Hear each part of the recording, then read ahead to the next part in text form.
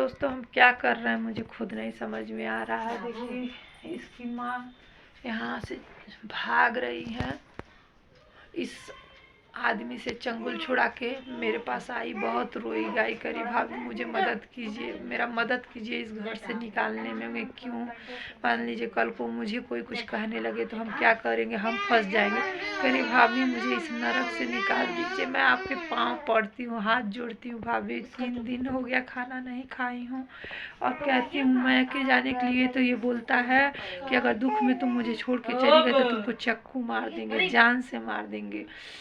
तो ये बोलती है हम कैसे रहेंगे, तो कहती है नमक पानी पी के रहो, जाओ तुम भीख मांग के ले आओ।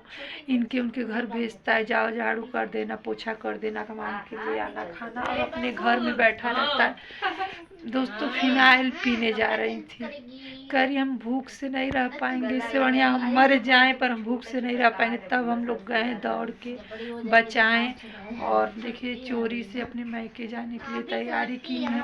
और मुझसे बोलिए भाभी मुझे मैके मतलब जाना है, कुछ पैसा दे दीजिए, मेरी ज़िंदगी संवर जाएगी, हम यहाँ रह नहीं पाएंगे। दोस्तों चल नहीं पा रही है लेडीज़, हम क्या बताएं आपसे, अब हम उसके सामने वीडियो नहीं बनाए हैं। देखिए एक छोटा बच्चा है, अब बड़े बच्चे को लेके अभी घर पे थोड़ा और सामान लेके आएगी, कपड़ा वपड़ा, तब निकलेंगे यहाँ से। और दोस्तों सिर्फ कपड़ा है और कुछ नहीं है। बोलो जी बतियाओ। कल को कह भी सकता है कि साला कुछ जेवर भी खो लेके गई है, चाहे कुछ भी, और इसमें कपड़े के सिवा कुछ नहीं है, कुछ है ही नहीं। बेचारी पर 10 रुपये नहीं है।